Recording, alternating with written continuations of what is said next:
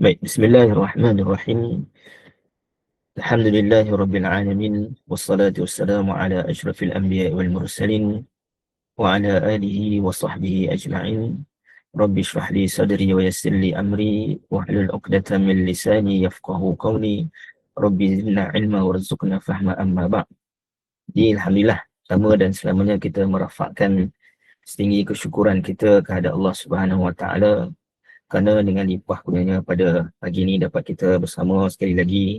Dan jadi saya mengucapkan ahlan wa sahlan kepada semua yang hadir pada uh, pagi ini dan bersama-sama untuk kita tadabbur surah Al-Waqi'ah insya-Allah pada tahun ini.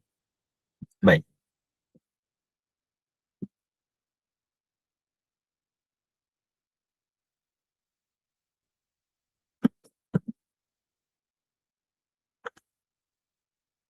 Dalam memahami sesuatu surah, perkara yang penting perlu kita fahami berkaitan dengan surah itu adalah kita berkenalan terlebih dahulu tentang apakah background surah tersebut.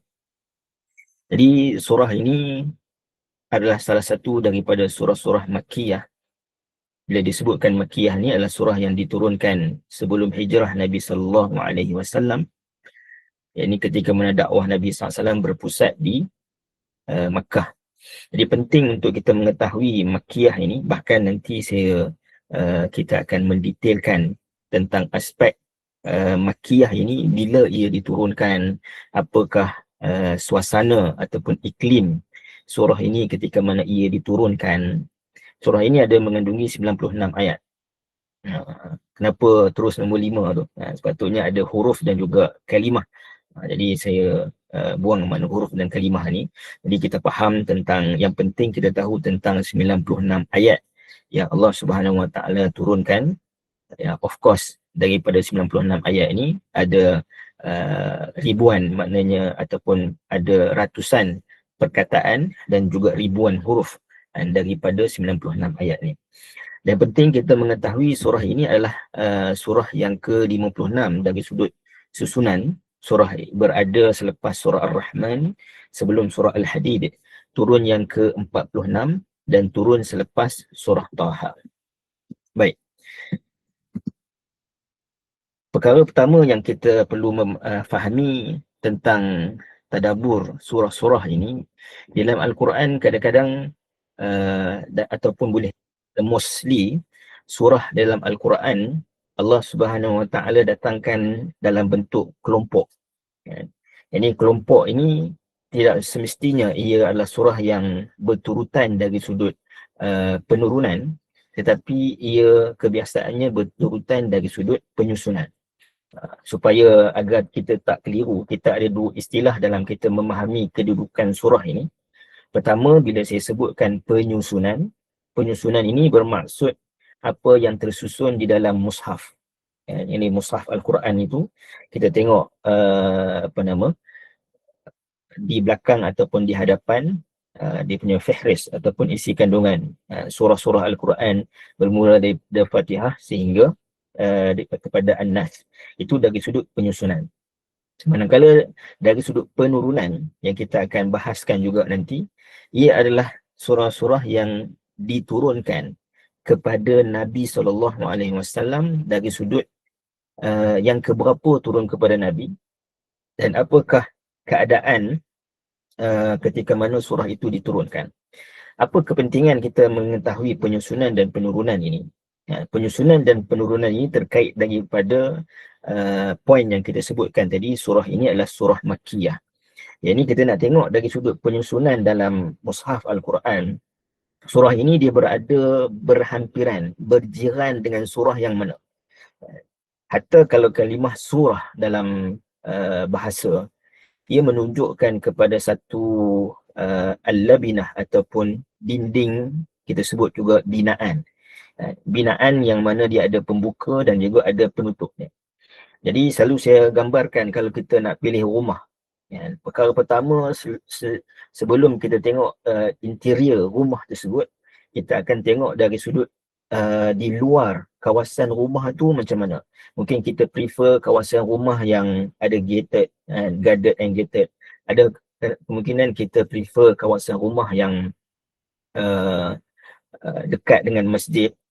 Mungkin kita prefer kawasan rumah yang ini pelbagai mengikut kita punya kesukaan kita. Jadi surah ini sebelum kita dig in mendalami surah tersebut, jadi kita nak tengok jiran dia dulu. Jadi jiran ni dia ada dua, sama ada jiran itu dari sudut penyusunan ataupun jiran itu dari sudut penurunan. Jadi surah Al-Waqi'ah ni dia adalah surah yang ada jiran dia. Bahkan dia jiran paling ujung, duduk corner lot kan. Ini dia ada jiran-jiran yang lain yang bermula daripada surah Qaf, surah yang ke-50, kemudian Az-Zariyat, kemudian At-Tur, kemudian An-Najm, kemudian Al-Qamar, kemudian Ar-Rahman, dan akhir sekali adalah Al-Waqi'ah. Jadi bila mana mereka ni berjiran, jadi mereka ni mesti ada common, persamaan di antara mereka yang mereka kongsi. Jadi apakah persamaan yang dikongsi oleh ketujuh surah ini yang disebutkan dalam ayat ataupun dalam mushaf Al-Quran bermula yang ke-50 ini? Yang ini yang pertama adalah dari sudut kemuliaan Al-Quran. Kalau kita tengok dalam surah Qaf, Allah Subhanahu Wa Taala sebutkan Qaf wal Quranil Majid. Yakni berkaitan dengan kedudukan Al-Quran sebagai Al-Majid, sebagai kedudukan yang tinggi. Yakni mulianya Al-Quran itu dalam surah Qaf. Bahkan sebahagian ulama ada yang mentafsirkan Qaf itu merujuk kepada Quran itu sendiri, kan. Baik, yang kedua dalam surah Az-Zariyat, kan. Jadi apa perbahasan di dalam surah Az-Zariyat? Ya, ini Allah Subhanahu Wa Taala menyebutkan bahawa Al-Quran itu adalah kitab yang benar. Innahu lahaqqun mislama annakum tantiqun. Al-Quran itu benar-benar kata-kata daripada Allah Subhanahu Wa Taala, seperti mana kalian bicarakan. Ini kita perlu memahami dari sudut Al-Quran ketika mana ia diturunkan. Latar suasana itu adalah orang yang fasih dari sudut bahasa Arab mereka. Jadi kefasihan mereka bahasa Arab menggunakan huruf-huruf yang kita sebut hari ini huruf hijaiyah lah, yang susunan huruf mereka itu yang menjadikan lugah ataupun bahasa mereka bercakap. Tetapi mereka memahami walaupun huruf-huruf yang sama digunakan oleh Allah Subhanahu Wa Taala ketika mana menyusun ayat-ayat Al-Quran, perkataan mereka itu tidak akan setanding dengan keindahan perkataan, kehebatan ayat-ayat Al-Quran. Maknanya bila kamu berkata, seolah Allah nak sebut dalam surah Az-Zariyat, bila kamu berkata-kata, kamu tahu bahawa kata-kata Allah Subhanahu Wa Taala ni bukan kata-kata manusia. Jadi macam mana kita yang bukan Arab ni nak memahami bahawa kata-kata Al-Quran itu adalah kata-kata Allah Subhanahu Wa Taala? Sebab itu Al-Quran perlu difahami dari dua sudut. Pertama, dari sudut keindahannya. Yang ini keindahan supaya kita appreciate ayat-ayat Al-Quran ni adalah ayat-ayat Allah Subhanahu Wa Taala. Dan yang kedua adalah dari sudut tujuannya ataupun maqasid. Yang ini apakah plan tindakan yang Al-Quran suruh kita laksanakan. Jadi kita kena appreciate dulu bahawa ini adalah ayat-ayat Allah Subhanahu Wa Taala, dan kemudian barulah kita bergerak untuk plan ni apa yang kita nak lakukan dengan ayat Al-Quran yang kita faham. Jadi dalam perbincangan kita pun kita akan tengok dari dua sudut itu. Yang kita bincangkan keindahan perkataan, susunan, seperti mana susunan surah-surah Al-Quran, dan kemudian kita juga akan melihat dari sudut kefahaman yang kita boleh berpegang dengan ayat-ayat Al-Quran. Dalam surah At-Tur, Allah Subhanahu Wa Taala menyebutkan tentang Quran, am yaquluna taqawwalah bal la yu'minun. Jadi kalau kita tengok menarik penyusunan penyebutan Quran di dalam surah-surah ini. Bila Allah sebutkan pertama Quran itu yang paling tinggi, paling mulia. Kerana apa? Kerana dia adalah kata-kata Allah Subhanahu Wa Taala, dan kamu boleh proof ia adalah kata-kata Allah Subhanahu Wa Taala seperti mana kamu sendiri bercakap, kamu tahu level ataupun ucapan kamu tak setanding dengan ucapan Allah. Tetapi dalam keadaan itu mereka tetap juga, maknanya mengatakan am yakunu taqawwalah, mana kamu tetap mengatakan bahawa Al-Quran itu adalah rekaan Nabi SAW, maka Allah reveal yang sebenarnya bukanlah kerana kamu nak tuduh ia adalah rekaan, tetapi kamu tak ingin untuk beriman. Bal la yu'minun. Jadi tadi kita sebut ada dua kan. Jadi mereka memahami bahawa susunan ayat Quran, pemilihan perkataannya itu memang benar daripada Allah, tapi mereka tak pergi kepada yang kedua, meyakini untuk melahirkan perbuatan daripada keyakinan itu. Kemudian pada surah An-Najm, Allah Subhanahu Wa Taala sebutkan tentang Quran, fa'auha ila 'abdihi ma auha. Jadi bila dia sebutkan wahyu tadi yang mereka dustakan itu, yang mereka tak beriman, musyrikin tidak beriman, maka Allah Subhanahu Wa Taala sebutkan bahawa Al-Quran ini adalah yang diturunkan kepada Nabi SAW. Jadi Allah dah memberikan penekanan ianya daripada Allah dulu, kemudian barulah Allah sebutkan tentang bahawa ianya diturunkan kepada hamba-Nya, menunjukkan bahawa Nabi SAW sendiri tidak ada kemampuan untuk mereka merubah Al-Quran mengikut kehendak Nabi SAW, kerana ia adalah datang daripada Allah Subhanahu Wa Taala yang mewahyukan melalui Jibril. Di dalam Quran banyak kisah-kisah ataupun ayat-ayat yang menyebutkan tentang Nabi SAW tidak akan mampu untuk merubah Quran. Antara contoh pendek yang saya nak kongsikan berkaitan dengan peristiwa Sayyidatina Aisyah radhiyallahu anha difitnah selepas daripada satu peperangan yang disebut sebagai peperangan Bani Mustalik ataupun disebut sebagai peperangan Al-Muraisiyah, yang mana peperangan itu adalah peperangan yang selepas dari peperangan itu Sayyidatina Aisyah telah dituduh melakukan perbuatan yang tak elok dengan seorang sahabat, kerana Sayyidatina Aisyah telah tertinggal daripada kafilah yang ataupun kumpulan yang bergerak balik daripada peperangan Bani Mustalik itu ke Madinah. Ringkasnya, maknanya orang munafik telah menyebarkan cerita ini dan Nabi SAW tidak menyebutkan ayat-ayat Al-Quran untuk defend diri Nabi ataupun defend Sayyidatina Aisyah. Ayat yang turun membersihkan Sayyidatina Aisyah itu telah diturunkan kurang lebih makna sebulan selepas peristiwa.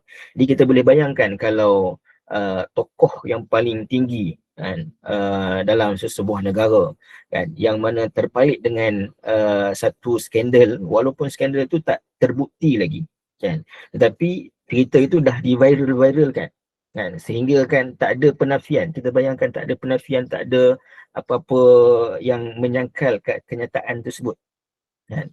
Jadi ini menunjukkan bahawa Nabi SAW tidak mereka-reka Quran. Nabi SAW tak menyebutkan apa walaupun satu huruf daripada Al-Quran berdasarkan kehendak Nabi SAW. Nabi tunggu, maknanya Allah Subhanahu Wa Taala yang menurunkan wahyu kepada baginda. Fa'auha ila 'abdihi ma auha. Kemudian dalam surah Al-Qamar, Allah Subhanahu Wa Taala bila diturunkan kepada Nabi, peranan Nabi adalah baligh, sampai.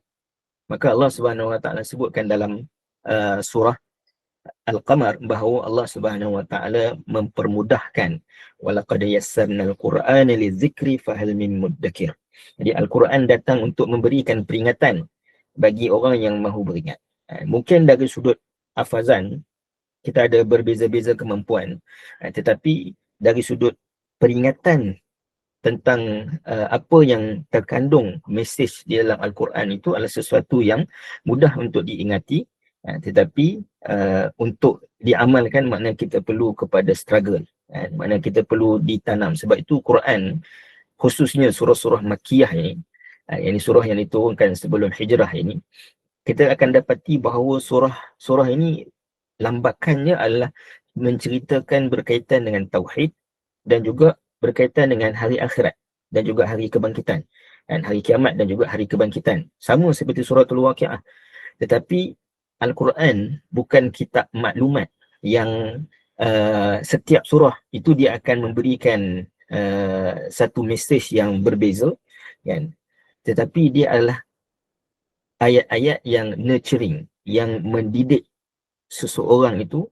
Jadi bila mana kita sebutkan pendidik kan? Dia perlu mengulangi, dia perlu datang dengan pelbagai bentuk pedagogi, kan? Dalam bentuk maknanya pelbagai cara, kan? Dalam menyampaikan.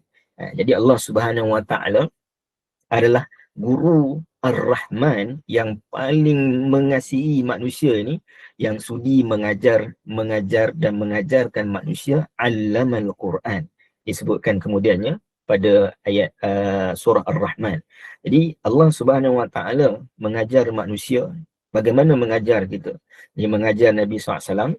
Nabi SAW mengajar makna para sahabat mengajar para ulama, dan para ulama mengajar kita. Tetapi last sekali kreditnya kepada Allah Subhanahu Wa Taala yang mengajarkan kita Al-Quran. Bila disebutkan Allamal Quran, menunjukkan bahawa Allah Subhanahu Wa Taala sentiasa mengajar, membukakan kefahaman kepada kita akan ayat-ayat Al-Quran. Dan tanda kasih sayang Allah Subhanahu Wa Taala adalah Allah mengajarkan kita Al-Quran. Dan kita nak sebutkan apakah nikmat yang paling besar yang menunjukkan kasih sayang Allah Subhanahu Wa Taala adalah nikmat kita dapat memahami Al-Quran. Bahkan untuk kita merasai Allah sebagai Ar-Rahman, kan, adalah dengan kita mempelajari Al-Quran. Dan Allah Subhanahu Wa Taala menyebutkan innahu laqur'anin karim. Apa kesannya kepada seseorang yang dia mempelajari ayat Al-Quran itu? Maka kesannya adalah innahu laqur'anun karim. Al-Quran itu mulia dan juga memuliakan. Mana kesan akhirnya itu adalah kepada kita. Ya. Seperti mana saya sebutkan tadi bahawa Ramadan itu dimuliakan dengan turunnya Al-Quran, maka manusia apa sahaja yang terkait dengan Al-Quran itu, innahu laqur'anin karim, bila mana seorang itu mempelajari Al-Quran, maka Allah Subhanahu Wa Taala akan memuliakannya di sisi Allah Subhanahu Wa Taala. So kita nampak bagaimana keserasian dalam 6 surah ini ketika mana Allah Subhanahu Wa Taala sebutkan Al-Quran. Dan antara sifat Al-Quran itu adalah az-zikr.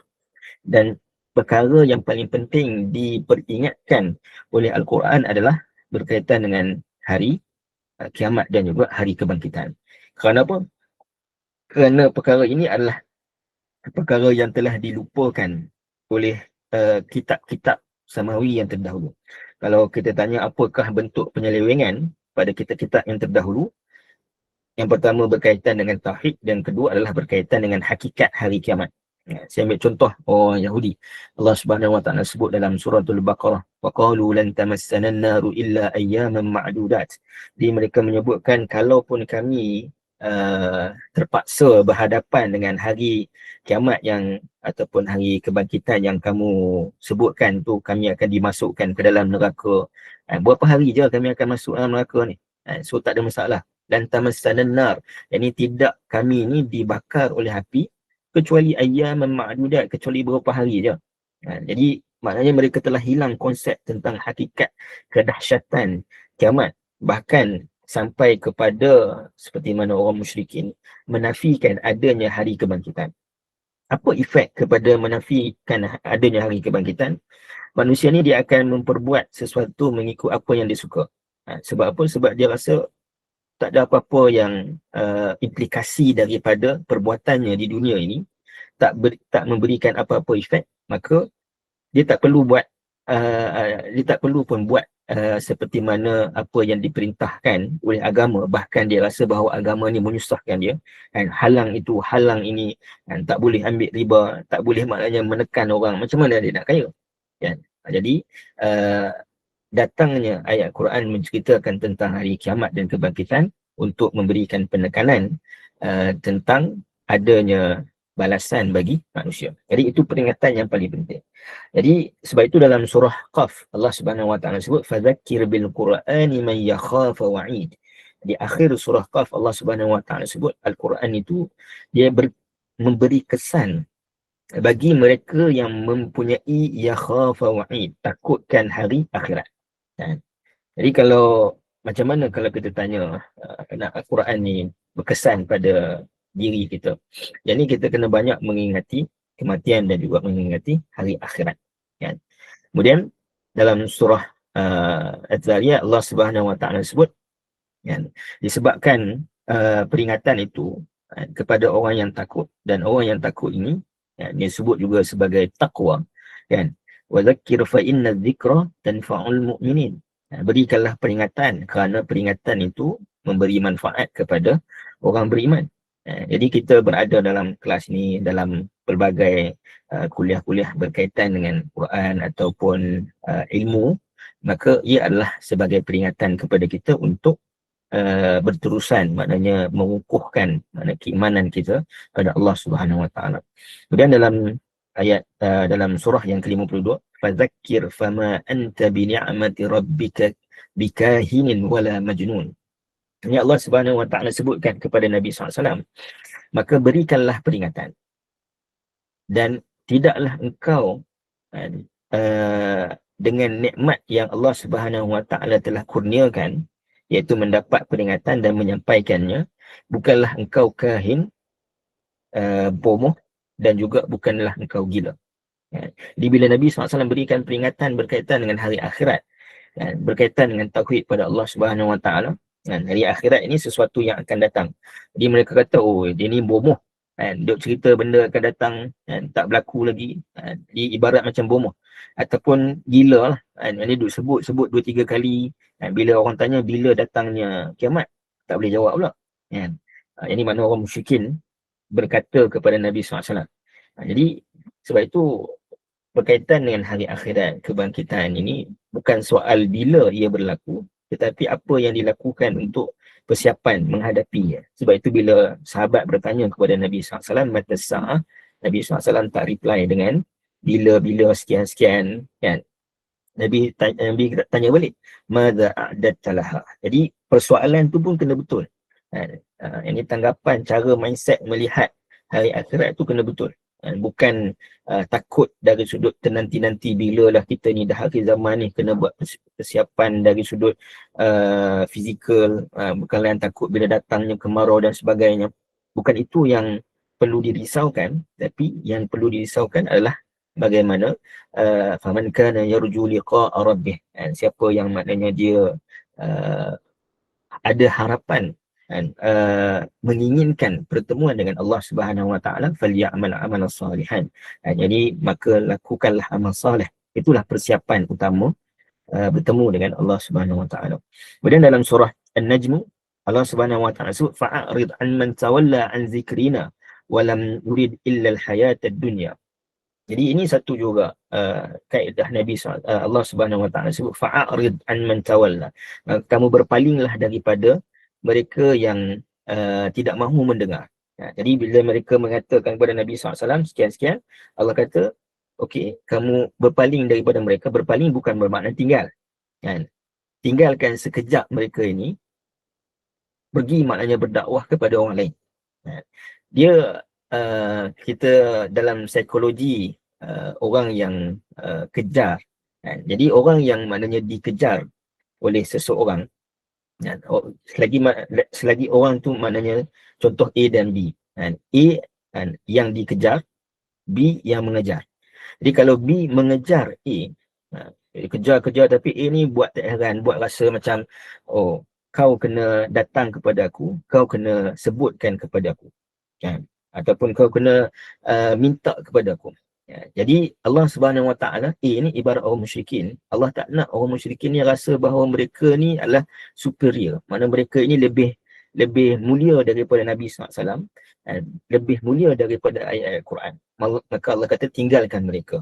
Biarkan mereka bahawa nanti bila mana Nabi SAW dah tak mengejar mereka, dengan makna tak menyampaikan kepada mereka, mereka nanti apa yang Muhammad dah sebut, jadi apa sekarang ni, dalam istilah sekarang tu kita boleh sebut sebagai love hate relationship, kan? Yang ni dia sebenarnya dia menunjukkan dia tak suka, kan? Tetapi dalam hakikatnya sebenarnya dia suka dikacau, dia suka mana dia ni sebab apa? Sebab dia rasa, oh aku ni entitled, dengan kedudukan aku ni orang datang kepada aku untuk sampaikan. Maka Allah Subhanahu Wa Taala tak nak mana ianya berlaku. Maka Allah kata fa'arid an man tawalla, jauhi mereka, supaya mereka tak rasa entitled, mereka tak rasa bahawa mereka inilah yang hebat, kamu kena datang kepada mereka. Biarkan nanti mereka yang datang kepada kamu. Dan menariknya dalam surah An-Najm ni, di akhir surah An-Najm, surah 53 ni, Allah Subhanahu Wa Taala sebutkan tentang salah satu ayat sujud di dalam Al-Quran,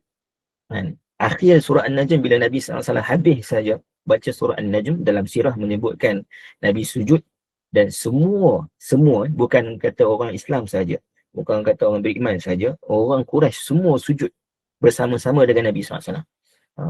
Jadi peristiwa tu agak viral. Jadi menyebabkan mereka terpaksa untuk buat satu kenyataan. Kenapa mereka bersujud? Adakah mereka telah beriman? Jadi sebab itu dalam surah An-Najm ada menyebutkan juga berkaitan nama-nama patung. Afara'aitumul Lata wal Uzza wa Manata as-salisatal ukhra. Jadi orang musyrikin kata, kami sujud bukan sujud pada Allah. Kami sujud sebab ada disebutkan nama-nama patung kami. Mereka buat-buatlah. Sebenarnya disebutkan nama patung itu menunjukkan kepada Allah nak mengatakan bahawa patung mereka itu tak ada apa-apa manfaat. Tapi mereka quote itu, ataupun mereka kata bahawa disebutkan itu sebab kami sujud. Jadi mereka tak mau orang lain turut terkesan seperti mana mereka terkesan dengan peringatan. Baik. Kemudian dalam surah Al-Qamar Allah Subhanahu Wa Taala sebutkan tadi, walaqad yassarnal Qur'ana lizikri fahal min muddakir, tentang dipermudahkan peringatan itu untuk kita mengingati mesejnya. Dan dalam surah Ar-Rahman, ini menarik, dalam surah Ar-Rahman Allah sebutkan tentang fabi ayyi ala'i rabbikuma tukadziban. Walaupun dia bukanlah satu peringatan, makna dengan maksud disebutkan az-zikr. Kalau kita sebutkan tadi, semua ayat tadi yang kita sebutkan ada perkataan zikr. Tapi dalam surah Ar-Rahman tak disebutkan perkataan zikr itu yang kita nak ambil, nak sebutkan. Tetapi pengulangan itu adalah zikir itu sendiri. Pengulangan itu adalah satu peringatan sendiri. Sebab tu 31 kali Allah Subhanahu Wa Taala sebutkan pengulangan itu, menunjukkan kepada itu adalah peringatan daripada Allah Subhanahu Wa Taala yang datang berulang kali. Dan peringatan itu bukan sama daripada antara satu dengan yang lain. Dia berbeza-beza peringatan itu. Sebab setiap kali disebutkan ada konteksnya, walaupun soalan yang ditanya adalah sama. Dan akhir sekali dalam surah Al-Waqi'ah, Allah Subhanahu Wa Taala sebutkan tentang peringatan, nahnu ja'alnaha tazkiratan wa mata'an lil muqwin. Jadi Allah Subhanahu Wa Taala menyebutkan bahawa peringatan ini datangnya daripada kayu yang basah yang boleh bertukar menjadi api, yang menjadi obor bagi orang yang bermusafir. Jadi kalau kita ambil contoh cerita Nabi Musa alaihissalam yang Allah Subhanahu Wa Taala sebut dalam surah Taha. Menariknya surah Taha adalah surah yang diturunkan sebelum. Ini kalau ini kita sebut penyusunan. Kalau kita sebut dari sudut penurunan nanti, surah Taha adalah surah yang datang sebelum surah Al-Waqi'ah. Dalam surah Taha Allah sebut cerita Nabi Musa. Yang mana cerita Nabi Musa ini adalah cerita bagaimana Nabi Musa nak balik setelah Nabi Musa duduk 30 tahun di Mesir, kemudian berhijrah ke Madian 10 tahun, kemudian nak balik ke Mesir semula. Jadi on the way nak balik ke Mesir semula itu, dan melalui padang pasir ni, kita bayangkan obor ni satu benda yang penting. Sebab apa? Obor ni dia jadi macam torchlight. Obor ni juga maknanya nak menghangatkan tubuh badan yang sejuk di tengah padang pasir pada waktu malam. Obor ni juga nak jadi tempat untuk masak. Jadi bila obor itu maknanya kehilangan apinya, maka dia kehilangan tujuan ataupun panduan. Maka sebab itu Allah sebutkan bahawa Nabi Musa nampak api di lereng Bukit Tur.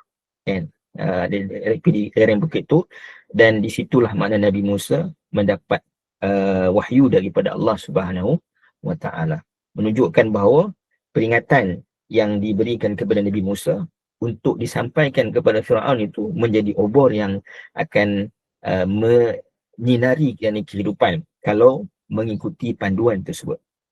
Baik. Jadi itu kita tengok dari sudut 6 surah ataupun 7 surah yang ini adik-beradik dia. Kalau kita tengok di antara 7 ini, surah Qaf ini kita boleh sebut sebagai abang dia. Manakala adik-adiknya ni 6 surah lagi dia ada pairing dia. Jadi saya tak sebutkan surah-surah yang lain secara pairing sebab kita nak fokus kepada suratul Waqi'ah, dan pairing kepada suratul Waqi'ah adalah surah Ar-Rahman. Kalau kita tengok dari sudut pairing surah Ar-Rahman dengan suratul Waqi'ah, dalam surah Ar-Rahman of course di awal Allah Subhanahu Wa Taala sebutkan tentang Al-Quran, 'allamal Quran. Manakala di penghujung surah Al-Waqi'ah Allah Subhanahu Wa Taala menyebutkan tentang fala uqsimu bimawaqi'in nujum. Kemudian Allah juga menyebutkan innahu laqur'anun karim. Jadi dia ibarat mirror, kan, cerminan, pantulan. Di awal surah Ar-Rahman Allah sebutkan tentang Quran, di akhir surah Al-Waqi'ah sebutkan tentang Quran. Sebab apa? Sebab dua ni ada pair, kan? Macam adik-beradik twins, kan? Kemudian dalam surah Ar-Rahman Allah sebutkan tentang penciptaan yang hebat, kan? Ada pelbagai penciptaan yang Allah Subhanahu Wa Taala sebutkan, antaranya penciptaan manusia, khalaqal insan, asy-syamsu wal qamaru bihusban wan najmu wasyajaru yasjudan. Jadi penciptaan Allah Subhanahu Wa Taala yang maha hebat, kan? Yang mana kehebatan penciptaan Allah Subhanahu Wa Taala itu adalah berdasarkan kesempurnaan kudrat Allah Subhanahu Wa Taala. Dan kudrat dalam suratul Waqi'ah ini adalah kudrat juga untuk membangunkan semula manusia. Dengan maksud apa yang kamu lihat dari sudut penciptaan yang hebat yang Allah Subhanahu Wa Taala sebutkan dalam surah Ar-Rahman, berkaitan dengan matahari, bulan, bintang dan sebagainya, mereka menunjukkan ketaatan pada Allah Subhanahu Wa Taala. Jadi kesempurnaan kudrat Allah Subhanahu Wa Taala menciptakan segala sesuatu, termasuklah manusia, dan Allah Subhanahu Wa Taala menciptakan manusia daripada tiada kepada ada. Mana tak ada manusia ni kepada ada, maka sudah tentulah lebih mudah untuk Allah, kudratullah, untuk membangunkan semula manusia. So daripada penciptaan yang hebat, dia bergandingan dengan kesempurnaan kudrat Allah Subhanahu Wa Taala. Contoh yang Allah Subhanahu Wa Taala sebutkan dalam suratul Waqi'ah, antum tazra'unahu am nahnu zari'un. Kan, adakah kamu yang menumbuhkan tumbuh-tumbuhan ataupun kami yang menumbuhkan? Itu menunjukkan kepada kesempurnaan kudrat Allah Subhanahu Wa Taala. Baik, dalam surah Ar-Rahman Allah Subhanahu Wa Taala sebutkan bahagian ketiga yang disebutkan adalah berkaitan dengan hari kebangkitan dan juga neraka. Sebagai contoh, Allah Subhanahu Wa Taala sebutkan fa idzan syaqqatis samaa'u fakanat wardatan kaddihan, tentang kiamat, bagaimana setelah langit telah terpecah, berdarah langit itu, dia mengeluarkan merah seperti mana merahnya oil, minyak, kan, dan juga mawar, merah mawar, warna merah mawar berkilat seperti mana minyak. Jadi siapakah yang menerima ataupun menghadapi neraka ini? Dalam surah Al-Waqi'ah, di pertengahan surah ini Allah Subhanahu Wa Taala menyebutkan tentang ashabus shimal, wa ashabus shimal ma ashabus shimal fi samumin wa hamin wa dhillim min yahmum, kan. Kemudian dalam surah Ar-Rahman lagi Allah Subhanahu Wa Taala sebutkan tentang syurga. Waliman khafa maqama rabbih jannatan. Siapakah orang yang mendapatkan syurga itu adalah ashabul yamin. Dan di sana ada lagi wa min dunihima jannatan, ada dua lagi syurga yang lebih indah, iaitu syurga yang disediakan pada golongan pertama yang Allah Subhanahu Wa Taala telah elaboratekan dalam suratul Waqi'ah, iaitu as-sabiqun as-sabiqun. Inilah orang yang disebutkan sebagai as-sabiqun, golongan yang awal. Yang ni golongan yang awal ni siapa, nanti kita akan sebutkan. So saya just nak berikan gambaran kepada tuan-tuan dan puan-puan berkaitan surah-surah Al-Quran ini. Dari sudut penyusunannya itu, dia ada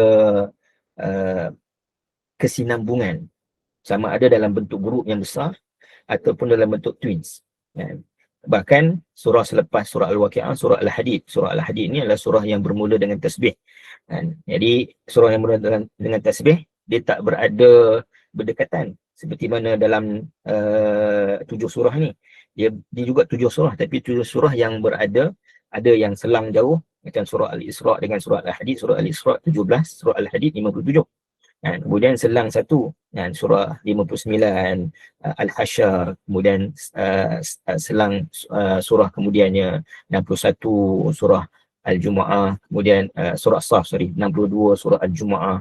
Jadi nak sebutkan dalam Quran ini dia ada kepelbagaian dari sudut penyusunan dan juga pengkelasan. Jadi kenapa penting saya nak sebutkan sebagai mukadimah dalam perbincangan kita ini, adalah nak menggambarkan poin yang pertama tadi. Kita nak menghargai bahawa apa yang sedang kita bicarakan ini bukan kalam manusia. Jadi kita kena berikan perhatian, kita kena betul-betul maknanya memahami dan juga menghargai, appreciate, syukur. Kita sebutkan la'allakum tashkurun. Jadi kita buat ini supaya melahirkan mendapat nilai yang Allah Subhanahu Wa Taala sebutkan, syahrul Ramadan allazi unzila fihi al-Quran. Akhir sekali mendapat nilai la'allakum tashkurun. Kita appreciate Allah Subhanahu Wa Taala berikan kepada kita Al-Quran ini. La'allakum tashkurun. Baik. Ya, ini satu lagi.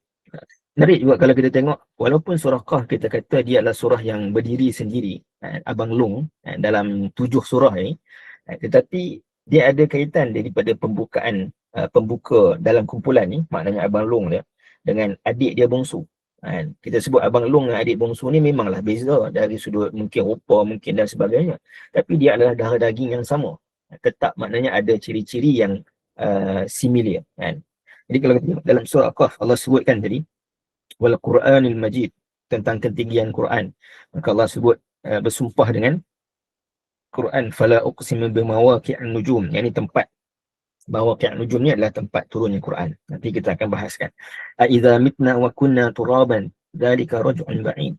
Yang ni orang musyrikin kata dalam surah Qaf, adakah kami akan dibangkitkan setelah kami mati menjadi tanah?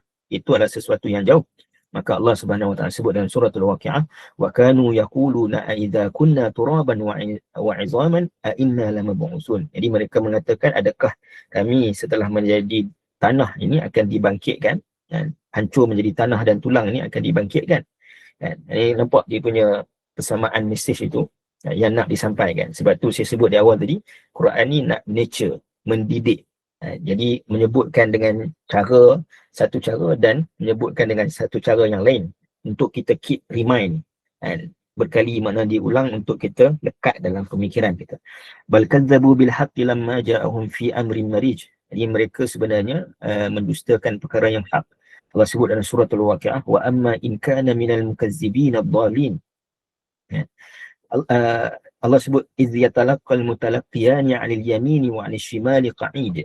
Yang ini bertemu di antara yamin dan juga shimal. Jadi Allah Subhanahu Wa Taala sebut dalam surah Al-Waqi'ah, wa ashabul yamin dan juga ashabus shimal. Allah sebut dalam surah Qaf, wa ja'at sakratul maut, ketika mana datangnya sakratul maut bil haq, dengan benar. Dan Allah Subhanahu Wa Taala sebut dalam surah Al-Waqi'ah, kalla idza balagatil hulqum, yakni ketika mana nyawa itu dah berada di hujung kerongkongan. Dan Allah Subhanahu Wa Taala sebut, waja'at kullu nafsin ma'aha sa'iqun wa syahid wa antum hina idzin tanzurun. Jadi Allah sebutkan telah datang setiap diri itu ma'aha sa'iqun wa syahid. Ini dua malaikat yang menjadi pemandu, maknanya malaikat yang akan bawa manusia ini, dan juga syahid yang mempersaksikan, sama ada mempersaksikan kebaikan ataupun mempersaksikan keburukan. Kemudian dan wa antum hina idzin tanzurun, pada waktu itu kamu menunggu. Sebab apa? Sebab kita ibarat menunggu di sini ada dua keadaan, sama ada menunggu untuk dihuman ataupun menunggu untuk dimuliakan. Udkhuluha bisalam, masuklah ke dalam syurga dengan selamat. Dalam syurga Allah juga sebut dalam surah Al-Waqi'ah, illa qilan salaman salama. Jadi kamu tak akan mendengar sesuatu apa yang ada dalam Quran kecuali perkataan-perkataan yang sejahtera. Kemudian dalam surah Qaf, wasabbih bihamdi rabbika qabla tulu'i syams wa qabla al-ghurub. Di dalam surah Al-Waqi'ah Allah juga menyebutkan tentang fasabbih bismi rabbikal azim. Dalam surah Qaf Allah Subhanahu Wa Taala sebut, inna nahnu nuhyi wa numit, kami yang menghidup dan juga mematikan, dan kepada kami manusia itu kembali. Allah Subhanahu Wa Taala sebut dalam surah Al-Waqi'ah, nahnu qaddarna bainakumul maut, kami yang telah mentakdirkan di antara kamu bila mana kematian, wa ma nahnu bimasbuqin, maknanya tak ada seorang pun yang boleh challenge Allah Subhanahu Wa Taala. Sebab apa? Wa ilainal masir. Dalam surah Qaf, laqad khalaqnal insan, Allah menciptakan manusia dan Allah mengetahui dari sudut apa yang manusia fikirkan. Allah Subhanahu Wa Taala sebut, afara'aitum ma tumnun a antum takhluqunahu wa annahnul khaliqun. Allah tahu segala apa yang terbisik dalam diri manusia itu kerana Allah menciptakan manusia. Dan adakah manusia itu rasa bahawa dia diciptakan sendiri ataupun kami yang menciptakan? Of course Allah yang menciptakan. Kemudian wa nahnu aqrabu ilaihi min hablil warid, Allah itu lebih dekat berbanding hablil warid, urat tengkuk manusia. Kalla idza balagatil hulqum wa antum hina idzin tanzurun wa nahnu aqrabu ilaihi minkum walakin la tubsirun. Jadi mereka tak nampak Allah Subhanahu Wa Taala mereka rasa jauh, sebenarnya Allah itu maha dekat dengan hamba-Nya untuk mendengar segala rintihan dan juga mengampunkan kesilapan-kesilapannya. Jadi apa yang saya sebutkan tadi itu adalah disebut sebagai munasabah. Mungkin ada yang baru bersama dalam kali ini kan, program kali ini. Ada yang telah pun sebelum ini, tahun-tahun yang lalu telah bersama. Biasa maknanya mendengar perkataan munasabah. Munasabah ni maknanya keterikatan di antara satu surah dengan satu surah, satu ayat dengan satu ayat, satu perkataan dengan satu perkataan. Sebab apa pentingnya keterikatan ini? Balik kepada tadi, untuk menghargai bahawa ia adalah daripada Allah Subhanahu Wa Taala. Sebab kadang-kadang bila kita baca Quran, jadi kita rasa macam satu, mungkin kita boleh rasa macam Quran ayat ni macam dah sebut dah sebelum ni kan, ataupun kenapa tiba-tiba bincang tentang benda ni, apa kaitan bincang sebelum ni. Sebagai contoh, saya sebut, saya kongsikan dalam grup Hikmah Tadabbur. Mungkin siapa yang belum maknanya masuk channel Hikmah Tadabbur boleh masuk semalam. Kenapa Allah sebutkan ayat berkaitan dengan solat hafizu ala salawati was salatil wusta. Allah sebutkan tentang perintah menjaga solat. Di pertengahan Allah sebut cerita tentang talak.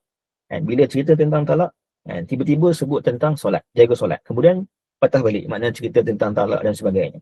Kenapa? Kalau kita baca sekali lalu macam ini kenapa lompat-lompat sat cerita yang tu, sat cerita yang ni kan. Jadi kita nak memahami kenapa ia berlaku, di situlah pentingnya ilmu munasabah. Dari sudut apa kaitan dia bila Allah sebutkan yang ni. Kaitan ni membawa maksud kita akan nampak ia seperti mana satu jahitan. Sebab itu Allah sebut Quran ni sebagai kitabun uhkimat. Ini satu kitab yang ibarat dia terjahit cantik.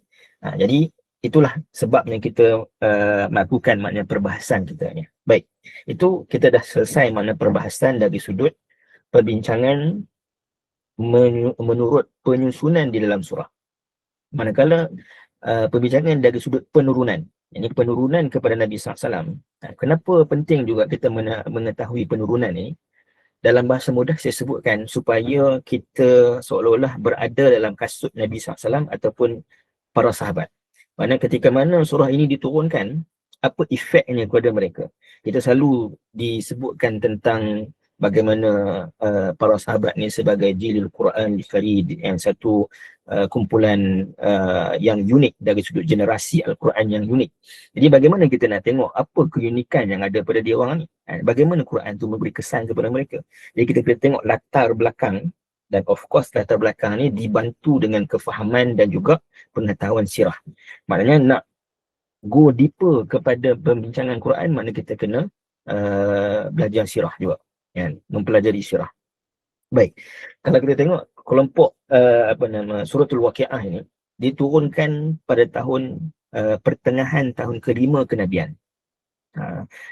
Ini adalah ijtihad para ulama lah, walaupun mungkin ada perbezaan pandangan, tapi saya mengambil pandangan ini berdasarkan maknanya satu kitab yang beliau melakukan PhD, maknanya dari sudut kajian ilmiah. Jadi saya mengambil ia sebagai sandaran. Dia adalah menyebutkan bahawa ia turun pada pertengahan tahun ke-5 kenabian. Bahkan kalau kita tengok dari sudut bila turunnya surah Maryam, ia menunjukkan bahawa ia diturunkan sebelum sahabat-sahabat Nabi SAW berhijrah ke Habsyah. Sebab apa? Sebab surah Maryam ini adalah surah yang dibaca oleh ketua delegasi para sahabat yang berhijrah ke Habsyah, iaitulah Ja'far bin Abi Talib, ketika mana dia berhadapan dengan Najasyi. Jadi mungkin saya sebut ni, ada yang mungkin familiar, ada yang mungkin mungkin pernah dengar. Jadi kena balik mana boleh melihat balik mana sirah Nabi SAW berkaitan dengan penghijrahan yang pertama, iaitulah penghijrahan sahabat ke Habsyah. Nabi tak berhijrah ke Habsyah, tapi sahabat berhijrah ke Habsyah. Jadi nak sebutkan surah Maryam inilah yang dibaca yang menyebabkan Najasyi menangis. Najasyi ni adalah raja Habsyah, Ethiopia sekarang ni, yang mana dia bila mendengar itu, maka dia mengatakan apa yang disampaikan oleh Nabi SAW itu sama seperti mana apa yang disampaikan yang dia pernah dengar daripada anak murid Nabi Isa yang terdahulu. Maknanya anak murid yang benar lah, sebab ringkasnya Najasyi ini kemudiannya dia beriman, menunjukkan bahawa dia berpegang kepada tauhid seperti mana yang dipegang oleh Nabi Isa. Dia tak berpegang kepada Trinity, walaupun Habasyah itu adalah negara Kristian. Baik, apa yang saya nak fokuskan adalah apa yang ada dalam surah Maryam ini.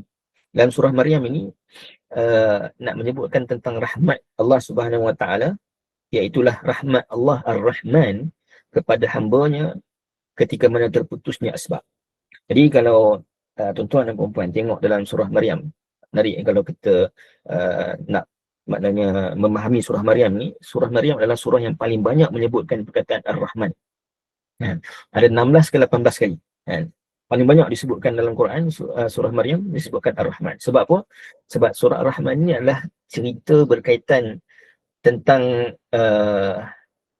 apabila seorang itu dia dah habis berusaha, maknanya habis untuk mengambil segala asbab dalam kehidupannya, jadi tidak ada sesuatu yang dapat membantu melainkan Allah Ar-Rahman. Sebagaimana awal cerita pertama dalam surah Maryam adalah berkaitan dengan Nabi Zakaria, zikru rahmati rabbika abdahu Zakaria. Jadi Allah Subhanahu Wa Taala sebutkan tentang bagaimana Nabi Zakaria itu adalah orang yang ataupun Nabi yang telah pun berumur, isterinya pun kalau secara medikalnya hari ini maknanya tak boleh melahirkan, mengandungkan anak, tetapi dengan rahmat Allah Subhanahu Wa Taala, Allah mengurniakan anak, bahkan dinamakan anak itu sebagai Yahya. Dalam surah Taha, penjagaan Allah Subhanahu Wa Taala terhadap Rasul pilihan pengikutnya dalam berdakwah, yang ini cerita tentang Nabi Musa AS, penjagaan Allah Subhanahu Wa Taala. Walaupun Taha, ada sebahagian ulama menyebutkan ia merujuk kepada Tughyan vs Huda. Taha merujuk kepada Tughyan, maknanya orang yang melampaui batas bertembung dengan orang yang membawa hidayah, dan Huda. Jadi Allah Subhanahu Wa Taala memberikan penjagaan kepada Rasul pilihan dalam surah Taha, Nabi Musa antaranya, dan juga pengikutnya pada waktu itu Bani Israel, maknanya sebab berdepan dengan Fir'aun. Dan suratul Waqi'ah Allah sebutkan antara spesialnya yang tidak terdapat dalam surah-surah yang lain tentang penghuni syurga, iaitu golongan yang awalun, yang turut maknanya merasai beban dakwah. Secara umumnya golongan awal ni adalah golongan yang telah pun beriman dengan Nabi SAW di awal dakwah Nabi SAW, terutamanya tahun keempat dan kelima. Jadi kalau kita tengok kenapa surah-surah ini diturunkan pada waktu ni, apa latar belakang suasana, dan Syed Qutb menyebutkan ia sebagai jawul Qur'ani, iklim Quran itu apa keadaannya turunnya surah ni. Turunnya surah ni berkeadaan para sahabat radhiyallahu anhum kuat, maknanya menghadapi penyiksaan dan juga penentangan. Sebab itu ada yang Nabi izinkan untuk hijrah ke Habasyah. Sebab apa? Sebab mereka menghadapi tentangan. Jadi bila mana tidak ada dah mana sebarang bentuk asbab mana boleh menyelamatkan mereka, ada sebahagian sahabat yang diselamatkan, antaranya Bilal diselamatkan oleh Abu Bakar dan sebagainya, ada yang tak sempat diselamatkan, maka Allah Subhanahu Wa Taala sebutkan ketika mana terputusnya segala asbab, Allah Subhanahu Wa Taala Ar-Rahman ada untuk memberikan penjagaannya. Dan Allah Subhanahu Wa Taala sebut dalam surah Taha, bila mana sahabat disiksa, mana turunnya surah Taha, maka ia memberikan satu kekuatan kepada sahabat untuk meyakini tentang penjagaan Allah Subhanahu Wa Taala ketika mana berterusan berada di dalam dakwah. Dan suratul Waqi'ah adalah memberikan berita gembira bagi mereka yang turut merasai beban dakwah itu, maka bagi mereka adalah syurga yang Allah Subhanahu Wa Taala sediakan khusus khas kepada as-sabiqun al-awwalun. Jadi kita kena faham satu benda bila kita mempelajari sirah ni. Para sahabat peringkat awal ketika mana mereka beriman, mereka bukanlah masuk Islam macam kita faham hari ni. Jadi orang yang masuk Islam hari ni, mereka akan masuk Islam, tak ada, mungkinlah ada tentangan-tentangan mungkin daripada keluarga dan sebagainya, kan? Tetapi tentangan itu tidaklah makna seperti mana tentangan yang berlaku pada zaman Nabi SAW. Sebab apa? Sebab mereka berada dalam satu Makkah ni, bukanlah besar pun, kan? Makkah ni, kan? Sebab penduduk kawasan tu kan, di satu kota. Jadi mereka pula hidup pula berdasarkan tribe, perkauman. Jadi bila mana seorang itu masuk Islam, maka dia meninggalkan tribe dia, kaum dia. Dalam masa yang sama, dia juga menanggung beban dakwah itu sekaligus. Of course yang baru masuk Islam kita tak memperkecilkan, maknanya itu satu hidayah yang besar yang Allah berikan. Tetapi dari sudut kesanggupan para sahabat terdahulu join Islam dalam keadaan mereka tahu bila mereka masuk Islam, mereka akan terlibat bersama dengan agenda dakwah Nabi SAW. Kan? Kalau hari ini maknanya orang yang masuk Islam, mungkin dia belajar terlebih dahulu, solat dan sebagainya. Kan? Jadi kemudian mungkin dia nak sama ada terlibat dalam dakwah ataupun dia dakwah kepada ahli keluarganya. Kan? Tetapi sahabat yang terdahulu as-sabiqun, itu adalah golongan yang Allah Subhanahu Wa Taala sebutkan mereka orang yang paling tinggi dari sudut kedudukannya. Tapi adakah as-sabiqun al-awwalun ni hanya mereka sahaja ataupun dia boleh jadi dalam setiap generasi? Yang tu kita tengok pada perbincangan minggu depan insya-Allah. Baik. Okey, surah Al-Waqiah dan juga surah-surah dalam Al-Quran. Kenapa penting untuk kita tahu tema surah-surah ini? Supaya kita tahu setiap surah ini ada 114 surah dalam Quran yang mana Allah Subhanahu Wa Taala sebut dalam suratul Maidah bahawa ia ibarat al-Maidah, maknanya ia ibarat hidangan. Hidangan yang ada pelbagai menu. Walaupun kita nak hari raya kan. Tuan-tuan boleh balik tengok ayat 114 surah Al-Maidah, ayat 114 surah Al-Maidah. Allah, itulah satu-satunya ayat yang Allah sebut perkataan Eid, hari raya di hari raya. Tapi ia ada cerita tentang Nabi Isa. Ada kaitannya hari raya dengan kita lah. Satu, kita sebutkan Al-Maidah. Maidah ni ada pelbagai hidangan. Pelbagai hidangan ni mungkin asasnya sama. Kalau kita hari ni kalau kuih raya kan, mungkin asasnya sama, tepung, telur kan. Itulah kan. Sama. Tetapi dia jadi kuih yang berbeza-beza. Kan? Santan pun sama juga. Mungkin santan yang sama tapi boleh jadi rendang, boleh jadi gulai dan sebagainya. Jadi surah-surah ini memang dia nampak macam sama. Kan? Tetapi di sana dia akan mengeluarkan output yang berbeza. Dan kerana dia ada tema surah, ada 114 surah, ada 114 tema yang berbeza, tetapi kadang-kadang tema itu dia berada dalam satu skop yang sama. Macam saya sebutkan tadi, skop yang membicarakan tentang kiamat. Okey, surah-surah ini cerita tentang kiamat. Surah yang membicarakan tentang Quran. Okay, surah-surah ini cerita tentang Quran. Dia dalam satu skop yang sama, walaupun dia ada tema-tema yang berbeza. Jadi tema suratul Waqiah yang berlainan dengan surah-surah yang lain adalah mengukuhkan tentang kejadian hari kiamat yang pasti akan terjadi dan menolak segala bentuk keraguan tentangnya serta menjelaskan pembahagian manusia pada ketika itu. Yang ini disebutkan Ashabul Yamin, Ashabul Shimal dan juga As-Sabiqun. Baik, nanti dalam perbincangan kita akan lebih jelas bila mana Allah Subhanahu Wa Taala menyebutkan tentang hari kiamat. Dan surah ini boleh dibahagikan dengan ada beberapa pembahagian, dan pembahagian ni bersifat ijtihadi lah. Makna ijtihadi di sini mungkin kalau tengok dalam tafsir yang lain ada perbezaan pembahagiannya, itu sesuatu yang normal. Yang ini ialah ijtihad para ulama kita. Jadi kenapa penting untuk pembahagian ni? Supaya kita melihat surah ini dalam strukturnya yang cantik. Kelompok ayat ni Allah sedang cerita tentang ni. Kelompok ayat ni Allah sedang cerita tentang ni. Supaya kita dapat setiap daripada kelompok ni dapat juga mana kita tahu dari sudut kesinambungan. Kenapa Allah sebutkan ayat ni dalam kelompok ni. Yang itu yang kita akan pelajari dari masa ke semasa. Baik. Ayat 1 hingga 9 yang bermula dengan Iza waqa'atil waqi'ah dan berakhir pada ayat wa ashabul mash'amati ma ashabul mash'amah, yang ini golongan kiri. Ia adalah berita tentang kebenaran hari kiamat dan pembahagian manusia. Kalau ayat yang 10 termasuk ayat sebelum itu juga, iaitu berkaitan dengan as-sabiqun as-sabiqun.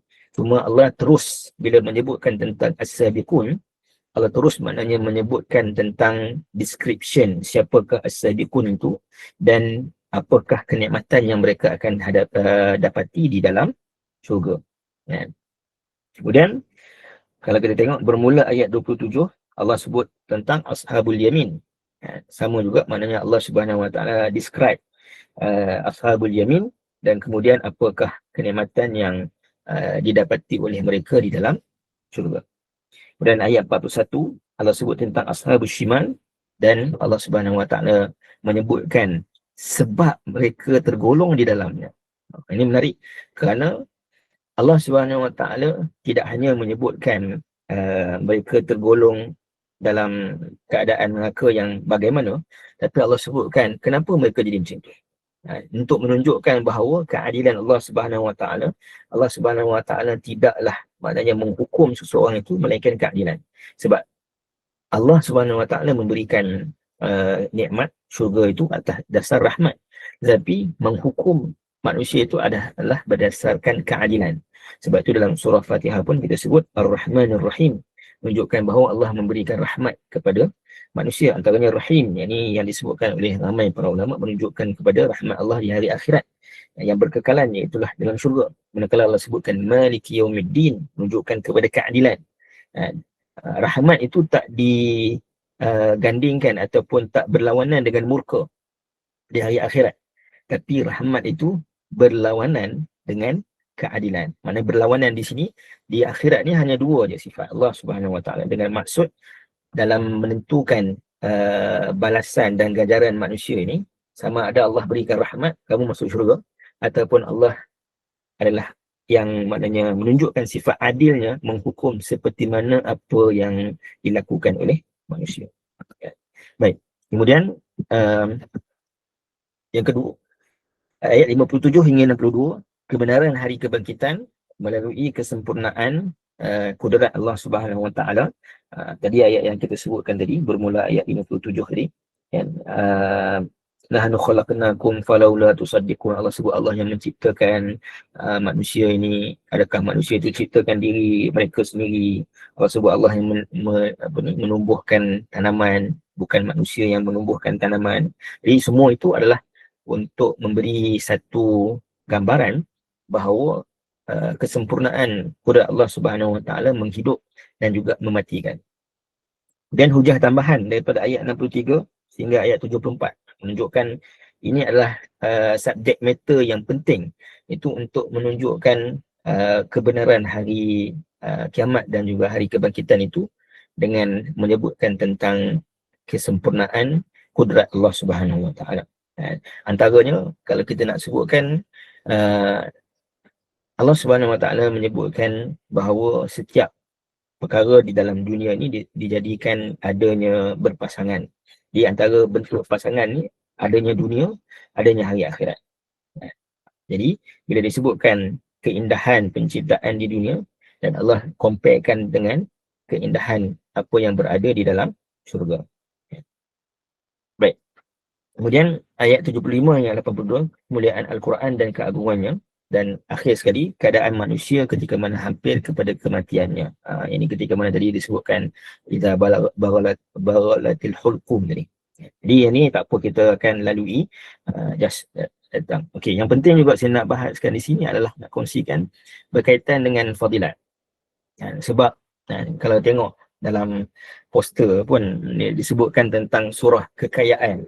Jadi kalau kita tengok tema tadi, satu benda yang kita fikirkan dari sudut kepegangan masyarakat kita dari sudut surah ini adalah surah yang mendatangkan kekayaan, dibaca untuk mendatangkan kekayaan, dan biasanya kekayaan yang dimaksudkan itu adalah bersifat kekayaan ataupun keinginan duniawinya lah. Jadi apa kaitan dengan cerita tentang hari kiamat, hari akhirat ni, dan dengan kekayaan yang didapati oleh seseorang? Pertama, kita tengok dulu hadis riwayat Tirmizi, hadis yang sahih, dan yang mana Abu Bakar menyebutkan kepada Nabi SAW, "Syibta ya Rasulullah, kamu telah pun beruban." Maka Nabi SAW sebut, "Syayyabatni Hud wal waqi'ah wal mursalat wa amma yatasaalun wa idza syamsu kuwirat." Telah menyebabkan aku ini beruban surah Hud, suratul waqi'ah, al-mursalat, amma yatasaalun, dan juga idza syamsu kuwirat. Apa persamaan dalam kelima-lima surah ini? Kelima-lima surah ini antaranya menceritakan tentang kiamat dalam pelbagai bentuknya. Dan dalam masa yang sama, dalam surah ini juga ada menyebutkan tentang istiqamah. Istiqamah sampai kiamat, mana sampai pengakhirannya lah, pengakhiran kehidupan manusia. Dalam surah Hud sebagai contoh, Allah sebut fastaqim kama umirt. Jadi istiqamah sampai nak waktu sama ada dunia ni kiamat ataupun kita menghadapi kiamat kecil iaitu kematian kita, adalah sesuatu yang menyebabkan Nabi SAW ini beruban. Kerana dalam Quran Allah Subhanahu Wa Taala sebutkan bagaimana seorang kanak-kanak boleh beruban kepala dia apabila dia melihat hari kiamat. Yang mana itu menunjukkan kedahsyatan ia digambarkan hari kiamat itu, menyebabkan Nabi SAW pun beruban ketika mana berinteraksi dengan surah ini. Jadi taklah bermakna bila kita interaksi dengan surah ini, akhir Ramadan ni nak kira pula uban ada berapa kan, menunjukkan bahawa memang betul-betul terkesan, tidaklah sampai macam tu. Tapi nak sebutkan cukup mana kita terasa dari sudut ketakutan ataupun lebih untuk kita berusaha persiapan menghadapi hari-hari yang digambarkan kedahsyatannya. Baik, selalu perbincangan berkaitan suratul Waqiah yang terkait dengan kekayaan itu dinisbahkan pada hadis Nabi SAW. Dia ada banyak hadis yang lain. Ada Nabi baca suratul Waqiah pada waktu fajar dan sebagainya. Saya ambil yang penting untuk dibincangkan, iaitu hadis ini. Ini hadis yang kedua yang disebutkan, dinisbahkan kepada Nabi SAW, yang diriwayatkan oleh Al-Baihaqi dalam Syu'abul Iman. Man qara'a suratul Waqiah fi kulli lailatin lam tusibhu faqatun abadan. Sesiapa yang membacanya pada setiap malam tidak akan ditimpa kemiskinan. Yang mana pertama dari sudut riwayat, maknanya hadis ini adalah hadis yang dhaif, hadis yang tidak sampai ke darjah hasan ataupun sahih yang kita boleh menjadikan hujah. Tetapi hadis dhaif ini dalam perbincangan hadis tidaklah ditolak sepenuhnya oleh para ulama, mana digunakan juga dalam fadail a'mal, dari sudut kita nak beramal kan, nak menggesa ataupun motivation untuk beramal. Cuma dalam membaca hadis, perkara yang penting juga adalah kita kena memahami dari sudut apa syarah hadis tu, apa perbincangannya. Jadi disebutkan perbincangan tidak akan ditimpa kemiskinan di sini adalah ia merujuk kepada, sebab konteks surah ni kita sebutkan cerita tentang hari kiamat kan. Jadi tidak menimpa kemiskinan, yang paling miskin, yang paling rugi sekali adalah kemiskinan di hari akhirat kan. Okey, katakanlah orang datang tanya, dan ramai juga yang bertanya kan, macam mana kalau kita membaca surah ini dan memang ada hasil. Maknanya hasil mungkin kalau dia peniaga, jadi dia amalkan surah ni memang ada hasil, maknanya Allah bagi bukakan rezeki. Jadi selalu saya akan sebutkan, kita kena bezakan di antara dua perkara. Sama ada yang kita sebutkan, yang pertama fadilat, yang saya tulis fadilat kan. Yang kedua adalah mujarrabat, testimoni ataupun kita kata kemujaraban. Apa bezanya? Pertama, dari sudut sumber. Sumber fadilat mesti daripada Nabi SAW. Kerana kita kata fadilat ni siapa yang beri? Allah yang beri. Maka fadilat ni mesti daripada Nabi SAW. Yang kedua, mujarrabat. Yang mujarrabat ni adalah pengalaman, testimoni seseorang, pengalaman yang mana bila dia beramal dengan ni berhasil. Maka dia daripada orang yang buat itulah. Orang yang buat tu cerita bahawa aku buat sekian-sekian, berhasil. Kan? Jadi yang kelebihan fadilat, apa kesannya? Kesannya adalah siapa yang melakukan seperti mana apa yang tercatat dalam hadis yang menceritakan kelebihan, dia pasti akan mendapatkan kelebihan tu. Tapi kalau kita sebutkan mujarrabat, yakni orang yang buat seperti mana yang dibuat oleh orang yang mujarab kan, buat amalan itu, dia tak semestinya mendapat seperti mana apa yang orang yang terdahulu buat tapi mujarab kan. Maknanya dia boleh buat tapi tak semestinya mujarab pada diri dia kan? Sebab dia ada banyak faktor yang lain kan. Kadang-kadang ada orang baca walaupun suratul Waqiah, sebab itulah surah yang mungkin dia hafal. Mungkinlah surah itu yang dia memang benar-benar maknanya faham, menyebabkan bukan kerana surah itu, tapi kerana kefahaman, kedekatan dia dengan Allah Subhanahu Wa Taala menyebabkan Allah bukakan rezeki pada dia. Kan? Jadi kenapa penting disebutkan? Kerana kita tak nak berakhir dengan kita menyalahkan Quran, sebab tak jadi kepada kita, tak mujarab pada kita. Ada kawan kita baca surah Al-Waqiah, hebat dia punya skill dia, tapi kita duk baca hari-hari, tak ada pula skill, kata Quran, surah ni tak berkesan pun. Jadi kita tak nak kepada pengakhiran tu. Sebab tu kita kena bezakan surah-surah dalam Al-Quran ni, yes, dia ada kelebihan-kelebihan yang disebutkan dalam hadis, dan dia mesti daripada hadis yang boleh dijadikan hujah, sama hadis sahih ataupun hadis yang hasan. Tapi kalau kita nak sebutkan fadilat ataupun sebab mujarrabat, sebab kita masalahnya dalam bahasa Melayu kita sebut fadilat tu kelebihan, mujarrab tu pun kadang-kadang kita sebut kelebihan juga, ataupun kita dua-dua kita kata fadilat. Tapi saya nak mana tuan-tuan dan puan faham, maknanya ada dua perbezaan di situ.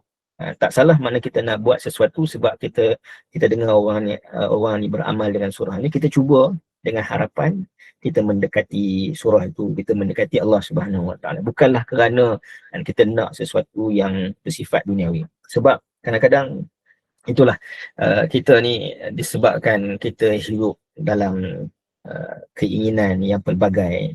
Dan hatta dalam kita melaksanakan ibadah pun, mana kita menginginkan ibarat macam transaksi. Kalau aku buat solat duha ni, apa Allah nak bagi pada aku? Sedangkan kita dengan Allah Subhanahu Wa Taala sepatutnya hubungan itu adalah sebagai hamba.